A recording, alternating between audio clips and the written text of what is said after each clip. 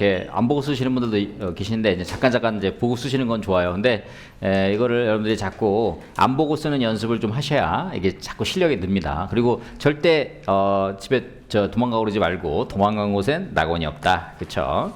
스터디 끝날 때까지 강평까지 끝까지 다 듣고 가시기 바랍니다. 자, 오늘 문제 한번 첫 번째 보겠습니다. 첫 번째 쟁점은 우리가 중앙토지수용의 이제 공익성 검토 관련된 부분 쟁점이었습니다. 그래서 이건 출제 가능성이 매우 높은 특 A급 문제가 되겠습니다. 공익성 검토는 특 A급.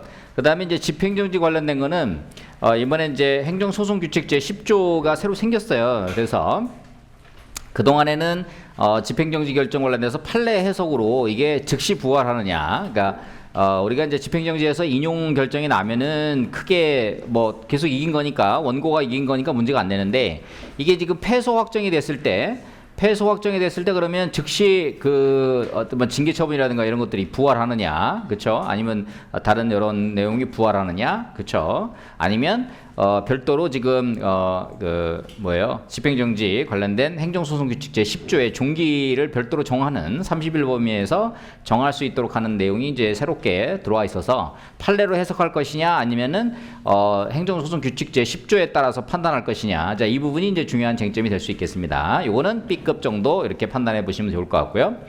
자, 문제 2번 확장 수용이랑 토지보상법 제72조 완전 수용의 부분하고 74조 잔여 수용은 지금까지 출제가 상당히 많이 됐습니다. 한 10년치에서 완전 수용이 한 2번 정도 나오고 74조 잔여 수용이 한 5번 정도 나왔어요. 그래서 이 두 가지는 뭐 매우 중요한 그러한 쟁점이라고 볼 수 있겠습니다. 완전 수용하고 잔여 수용의 비율로 보면 7대3으로 잔여 수용이 훨씬 더 중요하긴 합니다. 그래서 각각의 그 요건이 있어요. 잔여 수용은 뭐예요? 3형건, 그쵸? 74조 완전 수용은 72조에서 3형건 이렇게 되고요. 그다음에 74조에서 잔여 수용은 시행령 제39조에 따라 대농교정, 4가지 요건이 있죠. 그 요건 정확하게 잘 기억하시는 부분 하고요. 그 다음에 이 확장 수용에 대한 관리구제에 대한 판례가 2개의 판례가 있습니다. 거의 뭐 2008도 8도도 판결이 똑같긴 한데 어쨌든 그 2개의 판례를 정확하게 여러분이 숙지하시는 그런 전략을 구사하시면 되겠고요. 문제 3번 같은 경우는 이제 우리가 지금 이 순서상으로 공용수용 총론부터 공익사업의 준비, 그 다음에 사업인정 파트, 그 다음에 이제 사업인정의 실효, 우리 그 교과서에 나와 있는 보상복귀 순서대로 지금 진도가 나가고 있습니다. 그래서 사업인정 실효 관련된 거하고 23조 사업의 폐지 변경 24조 관련된 거, 그 다음에 공용 사용의 약식 절차 천재지변하고 시급을 요한 거 38조, 39조 관련된 쟁점에 관련된 내용이 되겠습니다. 요것은 이제 C급 정도. 그래서 문제 2번은 둘 다 이거는 이제 그 특 A급 정도 되겠고요. 문제 3번 정도는 C급 정도 되겠습니다. 그래서 요거는 뭐 시험 출제 또 뭐 이렇게 잘 나오는 문제는 아니지만 이번 시험에 이번 연기 스터디 과정이 지금 아니면 사실 잘 풀어볼 수 없는 그런 문제이기 때문에 지금 여러분이 잘 좀 공부를 해두고 향후에 이거를 또 이렇게 막판에 한번 정도 C급 정도니까 막판에 시험 직전에 한번 살펴보시면은 약술 같은 걸로 나오셨을 때 잘 대처할 수 있다, 이렇게 보실 수 있겠습니다. 자, 문제 1번 보시면요. 설문을 먼저 보셔야겠죠. 토지보상법 중앙토지수용의 공익성 검토에 대해 설명하시오. 그렇죠? 공익성 검토 하면은 토지보상법 제21조, 21조 1항, 2항, 3항 이게 딱 떠올라야겠습니다. 그 다음에 사업인정 관련돼서 우리가 집행정지 행정소송법 제23조, 그 다음에 행정소송규칙 제10조에서 집행정지의 종기를 30일 범위 내에서 정할 수 있도록 하는 요 내용까지 해서 최근 대법원 판례하고 그 다음에 이 행정소송 규칙 이것을 어떻게 해석할 것인지 이 부분을 정확히 여러분들이 가늠해 보시면 좋을 것 같습니다. 자, 그래서 문제 1번부터 보시면요. 2페이지. 자, 목차 보시면은 먼저 여러분들이 우리가 보상복귀 시험이니까 기본적으로 규정에 대한 검토, 그래서 관련 규정, 그래서 법 제21조에 있는 그 공익성 검토 관련된 규정을 검토를 해 보시면 좋을 것 같습니다. 그래서 이게 이제 공익성 검토 자체로 보면 21조 3항이에요. 3항에서 이걸 공익성 검토가 이제 구체적으로 돼 있고, 이 구체적인 공익성 협의 또는 공익성 검토 관련된 거를 21조 1항하고 21조 2항. 그래서 사업 인정을 받을 때 중앙토지 협의와 이해관계 의견 청취. 그죠? 그다음에 2항에서 별표에 의한 사업 인정 의제를 하는 경우에도 중앙토지 협의, 이해관계 의견 청취. 그래서 3항에서 보면은 이 페이지에서 49조에 따른 중앙토지 수행에는 제1항 또는 2항에 따른 협의를 요청받은 경우, 그래서 사업 인정에 이해관계 있는 자의 의견 수렴 절차 이행 여부, 허가, 인가, 승인 대상 사업의 공공성 수행의 필요성, 그 밖에 대통령이 정하는 사항을 검토해야 한다. 그래서 표현 자체가 중토의 뭐 공익성 협의 내지는 검토, 이렇게 공익성 검토 이렇게 보고 있습니다. 자, 그래서 이 규정을 이제 먼저 언급을 해 보고요. 그럼 이 대상 사업이 뭐냐? 그렇죠? 3페이지 보면은 사업 인정을 받는 케이스, 그렇죠? 언제? 2019년 7월 1일 날 법이 개정이 됐어요. 그래서 사업 인정 신청하는 사업이나 사업 인정 의제 사업 할 때, 그렇죠? 이런 경우 할 때 대상 사업에 해당될 수가 있겠고요. 그러면 이거에 대해서 사업 인정을 하려는 이거까지 요청에 따라서 접수를 시작으로 해서 공익성 신청의 적법성을 검토하고, 그 다음에 구체적으로 중앙토지수행에는 공익성검토위원회, 그 다음에 그 수용재결위원회, 이재결위원회 3개 위원회가 있어요. 그래서 그 위원회를 거쳐서 얘에 대한 이제 판단을 하는 거죠. 자, 그러면 공익성 검토 개념 3페이지 보면 밑줄 쫙 보시면요. 공익사업을 토지 등을 수용하라 사용할 사업을 결정할 때 해당 사업이 공익성을 충족했는지 여부를 검토하는 것을 우리가 공익성 검토라고 한다. 그렇죠? 그래서 이 공익성 검토 관련돼서는 내용적으로 2가지 판단 기준이 있습니다. 그렇죠? 공익성 검토에서는 2가지 판단 기준으로서 어떻게 돼요? 형식적 심사 기준과 그 다음에 실질적 심사 기준 2가지가 있는데요. 이걸 이제 하는 이유가 뭘까요? 그렇죠? 중토의 이제 공익성 검토 관련돼서 이 제도가 이제 들어오게 된 계기에 대해서는 마구잡이로 그냥 사업 인정 받아가지고 그 공익 사업 하니까 피수용자가 너무 억울하다. 그렇죠? 그래서 1차적으로 중토위에서 공익성이 있는지 여부를 이거를 검토한 다음에, 그렇죠? 그런 다음에 이제 사업 인정을 할 수 있도록 하는, 그렇죠? 이러한 그 사전적 단계로서 중토위에 이제 공익성 검토 절차를 집어 넣었습니다. 그래서 아무거나 그냥 수용해가지고 그냥 그 사업시행자가 수용권 발동해가지고 국민의 재산권을 강제로 취득할 수 있도록 하는 이러한 법 제도에 문제가 있다는 것을 피수용자들이 계속 그 문제 제기를 해서, 그러면 중앙토지수행에서 한번 이거를 공익성 검토를 통해서 이러한 그 판단의 영역을 한번 받아보자, 그렇죠? 이런 게 이제 들어온 내용이 되겠습니다. 근데 이제 최근에 이 공익성 검토도 뭐 소소한 그 뭐 변경 사업이라든지 이런 것들이 너무 많게 돼가지고, 제가 이번에 이제 8월 20일 날 그 한국 그 공포학회에서 토지보상법 개정 방안에 대한 발제를 제가 하는데, 거기 내용 들어간 것 중에 하나는 경미한 부분에 있어서는 중앙토지주시위원회에서 하지 말고, 이게 너무 사업이 늦어지니까 지방토지주시위원회에서 이양을 하는 그 내용이 좀 들어가 있습니다. 12개 쟁점이 들어가 있는데요.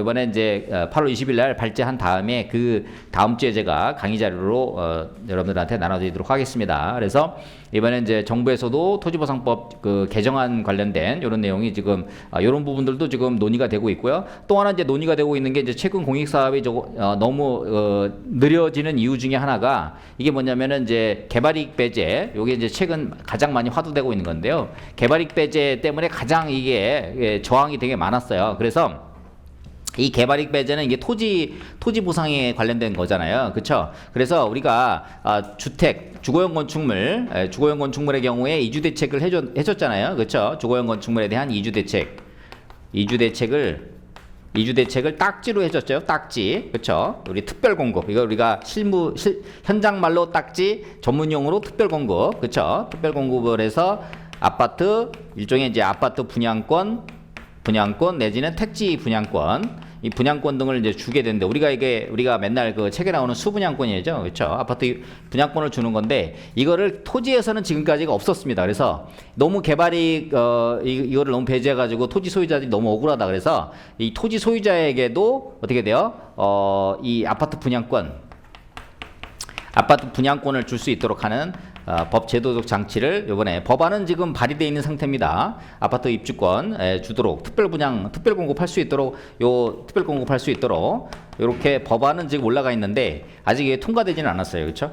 어쨌든 이 개발이익 배제 관련된 때문에 토지만 소유한 소유자들에게도 특별 공급을 통해 가지고 개발이익이 어느 정도 반영될 수 있도록 프리미엄이 예를 들자면 광명 그다음에 판교 수도권 인근에 있는 이 그 토지 같은 경우는 정말 이 공시가 기준 보상받으면 그 보상받아가지고 어떻게 돼요? 거기에다가 그 동일 유사 규모의 땅이라든가 이런 걸 살 수가 없게 되는 상황이에요. 그러다 보니까 불만이 너무 많아가지고 이 아파트 입주권 같은 거를 주어서 이 개발이익을 어느 정도는 보존을 해주자라고 하는 이런 논의가 지금 최근에 하고 있습니다. 그래서 요 중앙토지수용위원회 경미한 사항을 빼고 이거는 제 지토위에서 이양을 한다든지 그다음에 토지보상법에서 이게 그 개발이익 배제 너무 억울하다 이런 부분 때문에 요게 이제 토지만 소유한 사람들에게도 특별 공급 형태로도 아파트 입주권을 주자 이런 논의가 지금 현재 활발히 논의가 되고 있고 현재 지금 법안은 발의되어 있습니다. 그래서 국회에서만 통과가 된다 그러면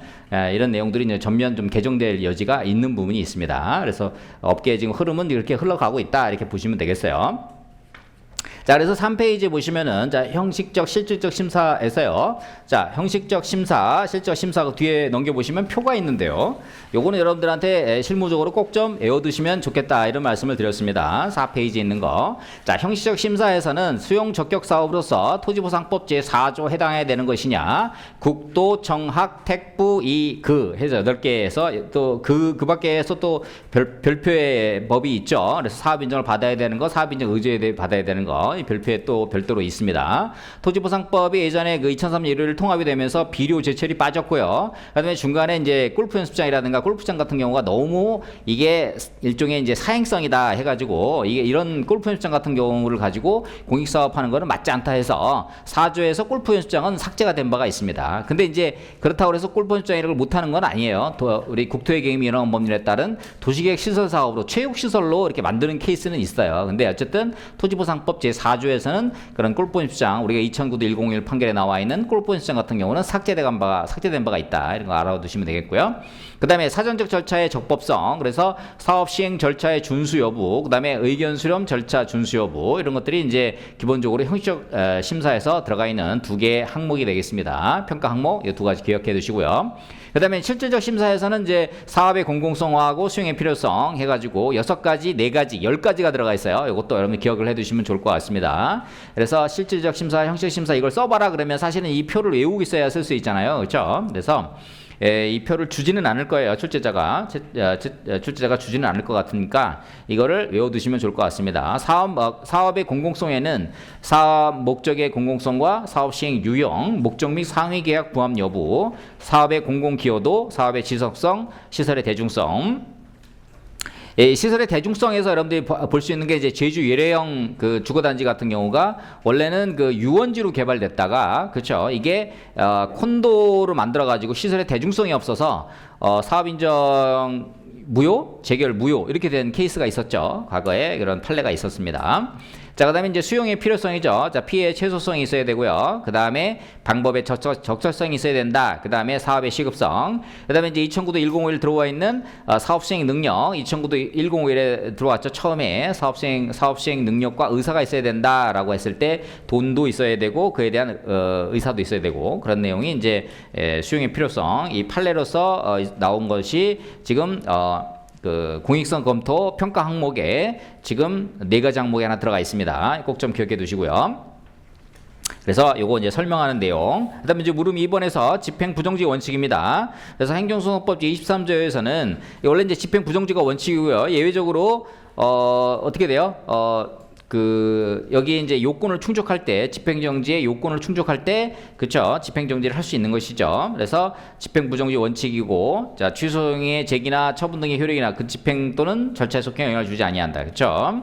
그래서 23조, 1항에서 취소송 제기 처분의 효력이나 집행 또는 그 절차에 속행 영향을 주지 않지만 그쵸 일정한 경우에는 집행정지를 할 수 있도록 하는 거죠. 그래서 5페이지 보시면 자 집행정지 적극적 요건과 소극적 요건 나눠서 보는데 이게 3번 그러니까 2번에 1번 적극적 요건에서 그 3번의 신청인 적격 신청이 어차피 이게 법률상 이기는 자가 소를 제기하기 때문에 3번 그 쟁점은 사실은 뭐 전제 깔고 취소송이라든가 이런 거 할 때 전제를 깔고 하기 때문에 별도로 이제 집행정지 신청 요건으로 좀 보기는 좀 어려운 측면이 있고요. 요거는 참고로 여러분들이 쓰시면 되겠고 먼저 정지 처분 대상인 처분이 존재해야 되고요. 두 번째 적법한 본안 소송이 계속 중요해야 되고요. 그 다음에 회복하기 어려운 손해. 여기서 회복하기 어려운 손해는 무유무용의 손해를 모두 얘기합니다. 그 다음에 긴급한 필요가 존재해야 된다. 그래서 우리가 이제 개처고선 긴공본을 외울 때 개처 손긴까지 그렇죠. 거부 처분에 대해서는 논란이 있었습니다. 여기서는 뭐 그 내용은 빠져 있는데 집행정지에 대해서는 우리가 갱신 등록의 거부 이럴 때 이제 좀 약간 실익이 있고 나머지 경우는 이제 거부 처분에 대해서는 판례가 집행정지가 인정되지 않는다 이렇게 보고는 있습니다. 판례 주류 태도는요. 그 다음에 이제 소극적 요건으로서 공공복리에 중대한 영향이 없을 것. 그 다음에 두 번째 본안 청구가 이유 없이 면박하지 않을 것. 이거는 뭐 무조건 여러분들 외우셔야지 답안지에 이제 정확하게 쓸 수 있는 그런 포인트 내용이 될 수 있겠습니다.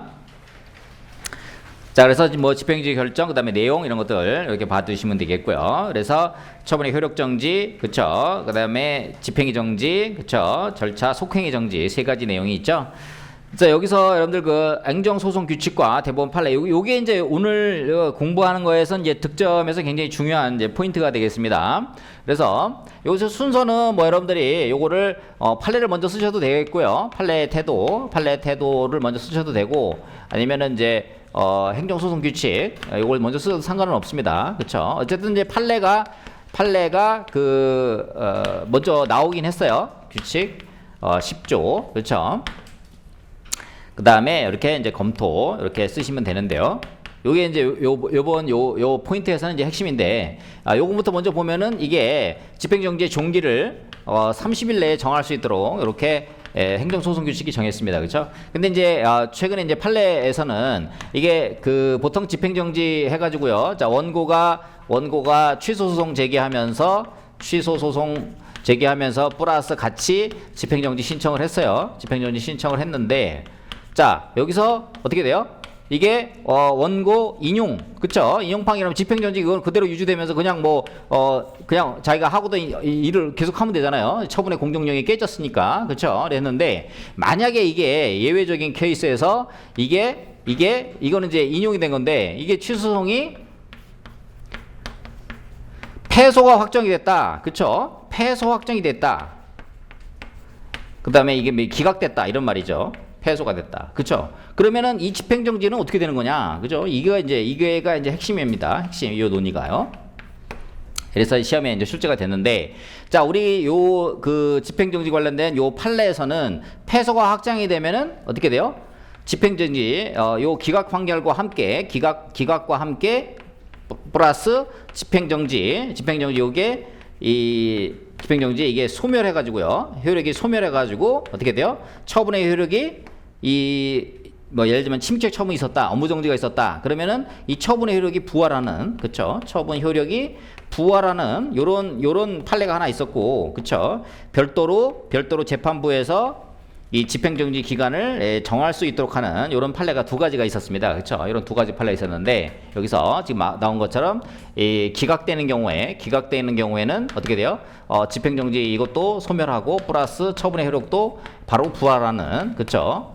이런 케이스 별도로 그 다음에 집행정지의 종기를 정하는 이런 판례가 있었는데 이게 이제 상당히 판례가 이렇게 애매하게 지금 나와 있었어요. 그런데 이제 요번에 행정소송 규칙이 요 판례 이후에 이제 소송 규칙이 새로 정해진 거죠. 자, 집행정지의 종기를 30일 내로 별도로 정할 수 있도록 하고 있다. 그렇죠? 이렇게 하고 있기 때문에 재판부의 그 의지에 따라서 실무적으로는 30일 내의 범위를 정해서 집행정지 기간을 이제 별도로 기각 판결 물론 인용 판결하면 뭐 상관이 없는 내용이죠. 계속 그냥 쭉 업무를 수행하면 되는데 이게 패소 기각 판결을 했을 때 이거에 대해서 별도로 종기를 30일 내의 범위에서 정할 수 있다. 그렇죠? 예를 들자면 이제 업무정지 같은 거를 했을 때, 그렇죠? 업무정지 처분에 처분을 원고가 소송을 제기해서 취소송을 제기했는데 이게 이제 기각이 돼 버렸어요. 그러면 국토부 장관이 이긴 거잖아요. 그렇죠? 그럼 업무정지의 효력이 어떻게 되는 거냐? 그래서 자, 이 부분에 대해서는 어떻게 돼요? 그러면 이제 판결이 확정되죠. 기각 판결이 확정되면 실무적으로 어떻게 하냐면 기각 판결이 확정되면은 그러면 별도로 처분서를 당사자에게 다시 통지합니다. 처분서 통지를 해요. 그래서 바로 그냥 이 처분서가 도달하면 그 업무정지가 발효되는 것이 아니고 도달을 한 다음에 이 업무정지 기간을 지금 예를 들자면 뭐 3월 1일 날 도달을 했다. 그렇죠? 도달을 했지만 예를 들자면 4월 1일부터 업무정지 3개월. 그렇죠? 3개월 요렇게 정할 수는 있어요. 정할 수 있습니다. 그렇죠? 정할 수 있기 때문에 이 그 처분서 통지를 할 때 도달주의라 그래서 바로 처분서가 도달해가지고 3월이날 도달하고 효력이 발생하는 건 아니고 업무정지 기간을 이제 별도로 정할 수 있습니다. 업무정지 기간을 국토부 장관이 별도로 정할 수도 있고 그 다음에 여기 집행정지 관련돼서 지금 업무정지 기각됐으면 바로 여기서부터 효력이 부활해가지고 그렇죠? 처분의 효력이 부활해서 되는 건 아니고 여기서 업무정지가 됐더라도 종기를 예를 들자면 뭐 30일에 집행정지 종기를 더 길게 해주는 거지. 그렇죠? 지금보다 예를 들자면은 요게 요게 만약에 3월 1일이었다 그러면은 30일 범위 내에서 뭐 3월 30일까지 그렇죠? 이렇게 집행정지 기간을 더 이렇게 시간을 줄 수가 있습니다. 그렇죠? 요거는 이제 처분서를 통해서 국토부 장관이 이렇게 할 수 있는 거고 그다음에 요거는 뭐예요? 요거는 재판부가 법원이죠. 법원에서 재판부가 이렇게 할 수 있는 거예요. 그렇죠? 그래서 이렇게 함으로 인해서 어떤 장점이 있겠어요? 별도로 이렇게 집행정지 기간을 주게 되면은 이 처분서 통지 기간에서 이 집행정지 기간이 끝나는 시점을 가지고 처분을 통지하겠죠. 통지하게 되면 그러면 이제 별도로 그 업무정지 기간 이런 기간을 새롭게 이제 기산할 수 있도록 이렇게 도와주는 거죠. 그렇죠? 왜냐하면 이제 감정평가사라든지 또는 정상적인 업무를 보는 사람이 중간에 집행정지 이게 바로 부활하게 되면은 그렇죠? 그러면 이제 여러분들이 지금 100개를 수주받았어. 한 달 내에 다 끝낼 수는 있는데 그거를 만약에 이게 패소가 확정돼 버려서 바로 처분의 효력이 업무정지 기간 이 처분이 바로 부활하게 되면 그 여러분이 지금 수주받은 100개의 업무가 바로 중단되는 거잖아요. 그렇죠? 그러니까 여러분이 다 업무 수주하고 다른 사람 모으고 예를 들자면 개인 사무소다 그러면 파산 완전히 그냥 그 다른 사람들 다 망치는 거지 일을. 그렇죠? 그다음에 법인이었어도 만약에 이게 기각이 돼 가지고 했다 그러면 여러분이 100개 업무를 지금 다 처리하고 그다음에 이제 업무정지를 받고 좀 쉬었다가 일을 또 해야 되는데 지금 바로 업무정지 받아버리면은 지금 이제 법률 관계가 다 깨진단 말이에요. 법적 안정성이. 그래서 별도로 종기를 정해서 이렇게 할 수 있도록 하는 이런 규정이 새롭게 신설됐습니다. 그렇죠? 아무래도 이렇게 일을 하다 보면 뭐 억울한 일이 있을 수 있고 하다 보니까 이렇게 소송 규칙에서 별도로 이런 내용을 정해서 요 이제 대법원 판례 이제 요게 종전 기출 문제에서는 바로 이제 34회에서 이제 바로 부활하는 걸로 그렇죠? 집행정지 결정의 효력이 소멸하고 처분의 효력이 바로 부활한다. 뭐 이런 판례도 있었고 뭐 집행정지 결정에 대해서 일부 그 종기를 별도로 정할 수 있다는 두 가지 판례가 있어서 이 두 가지 판례를 이제 적절하게 이렇게 균형 있게 썼었는데 지금은 이제 행정소송 규칙 10조가 나옴으로 인해서 30일 범위 내에서 이렇게 재판부에서 정할 수 있도록 이런 것이 한목적적으로 이렇게 판단하면 되겠다. 이런 내용을 좀 적어주시면은 좋은 답안이 되겠습니다. 그렇죠? 여러분들 요거를 좀 요거를 제가 우리 베타들도 제일 많이 틀리고 그러니까 요거를 반영을 안 한 거지. 그렇죠? 그리고 여러분들도 답안 쓰는 걸 오늘 보니까 행정소송 규칙이 새롭게 규정이 된 부분을 반영을 안 한 답안이 많이 있으시더라고요. 그렇죠? 그 부분 까먹지 말고 다음번에 집행정지가 나오면은 요런 바로 처분이 기각됐다. 그러니까 판결이 기각됐다 하더라도 바로 집행정지 효력이 소멸하고 처분의 효력이 부활하는 이런 식으로 쓰지 말고 별도로 그런 판례가 있지만 별도로 행정소송 규칙 제10조에 따라서 일정한 경우에 30일의 범위 내에 종기를 별도로 정할 수 있다. 이렇게 이런 내용을 좀 알고 계시면 묵은지다. 이 수험생은 묵은지다. 그렇죠? 그래서 점수를 잘 줄 수 있는 그런 이제 그 포인트를 여러분들이 먹을 수 있겠습니다. 집행정지는 이제 그것만 여러분이 안 틀리면 될 것 같고요. 그렇죠? 자, 8페이지 보시면 자, 완전 수용, 그 다음에 잔여유 수용, 그 다음에 이전 수용. 그래서 실제로 요 그 확장 수용은 이제 세 가지가 있는데 지금까지 시험에 이전 수용은 한 번도 나온 적은 없고요. 이전 수용은 한 번도 나온 적이 없고 지금 이제 완전 수용하고 그 다음에 잔여유 수용만 지금 번갈아 가고 나오고 있습니다. 그렇죠? 자, 72조의 완전 수용. 그 다음에 74조에 잔여유 수용이 있는데요. 자, 72조의 완전 수용은 3형건 요 세 가지 요건 기억해 두시면 되겠고요. 74조의 잔여유 수용은 대농교종 외우시면 좋을 것 같습니다. 자, 요 두 가지 쟁점이 언제 우리 시험에서 되게 문제가 됐냐면 21회 시험에 1번 문제에서 1번 문제에서 문제가 됐었던 거예요, 이게. 그쵸? 요거는 이제 난이도가 좀 있어서 지금 연기 때는 내지 않았고 이제 1기나 2기 때 제가 난이도 있는 문제니까 한 번 더 내보도록 하겠습니다. 요건 21회 문제를요. 자, 여기에서 그 지하철도 그렇죠? 철도로 이렇게 해가지고 여기는 임야인데요. 임야인데 여기로 이제 철도가 지나가는 거예요. 그렇죠? 그래서 여기를 어떻게 돼요? 구분지상권 설정을 해서 설정을 해가지고 요거를 이제 그 보상금을 이미 이제 지급을 했는데 자, 여기에 임야에 이제 장내삼을 심었어요. 장내삼을 심었는데 이 철도가 지나다님으로 인해서 여기에 이제 진동이 있을 거 아니에요. 그렇죠? 이 진동이 있으니까 장내삼 애들이 죽는다. 그래가지고 요 임야도 수용해 다오. 그렇죠? 수용해 다오. 요런 이제 주장을 한 거죠. 이런 주장을 해가지고 그러면 이 법리를 무엇으로 쓸 것이냐라는 게 이제 당시에 수험가에서 지금 역대 기출문제 중에서 지금 20회 이후에 약 20회 뭐 6회까지 나왔으니까 그러면은 약 37회 중에서 그러니까 27회 정도 되는 거지. 27회차 기출문제 중에서 이 문제가 가장 어려운 문제라고 볼 수 있겠어요. 그렇죠?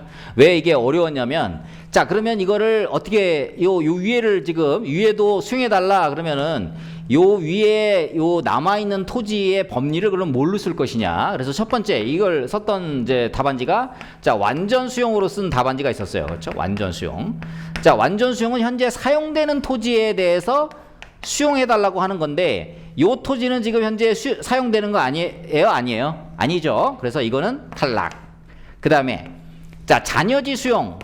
자, 잔여지 수용은 지금 우리 수평적 잔여지에서 여기가 도로가 개설됨으로 인해서 이 짜투리 땅을 좀 수용하는 거잖아요. 그렇죠? 근데 이게 수직적 의미의 잔여지가 현재 우리 현행 법률에 이게 돼 있습니까? 안 돼 있습니까? 안 돼 있죠? 탈락. 그 다음에 요게 간접손실보상. 간접손실보상으로서 이거를 공익사업 시행지구 밖. 그쵸? 근데 이제 이게 땅이 이렇게 지하에서 여기니까 지금 공익사업 지구는 요거 아니고 사실은 이제 법리적으로 따지면은 여기가 공익사업 시행지구 바뀌긴 하죠. 바뀌긴 한데 문제는 뭐냐면 요게 우리가 이 토지의 범위는 상하로 미친다 해가지고 실제 이 토지를 외부에 공고를 할 때 이거에 대해서 수용이라든가 사용에 대한 이 구분지상권 공고를 할 때 뭐라고 하냐면 요 필지의 원래 필지를 그냥 원 필지를 원래 뭐 예를 들자면 봉천동 100번지 그쵸? 뭐 지하 뭐 30m 부터 뭐 예를 들자면은 뭐 50m까지 그쵸?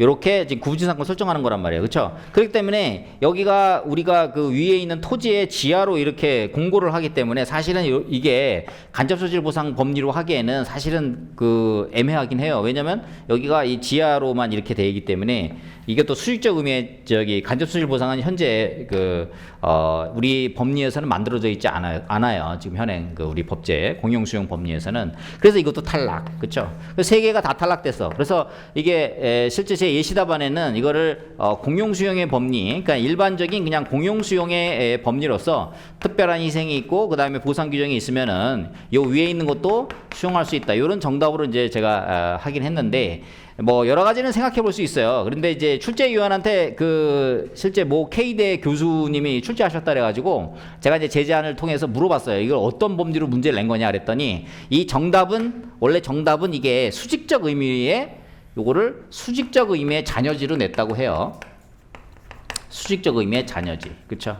근데 우리가 지금까지는 수평적 의미의 잔여지밖에는 사실은 우리 현행 연구된 자료가 없어요. 그래서 수직적 의미의 잔여지는 연구된 내용이 없어요. 그렇죠? 그래서 수직적 의미의 잔여지는 뭐 요거는 좀 어려운 논리였죠. 그래서 이거는 뭐 사실은 정답을 하긴 좀 어려운 거였고 수험가에서 공용 수용의 일반 법리로 그렇죠. 특별한 희생이 여기 그 구분지상권 위의 토지 임야들도 특별한 희생이 있으면 우리가 수용할 수 있도록 하는 이런 공용 수용의 법리, 일반 법리로 이렇게 쓰면 무난하게 그렇죠.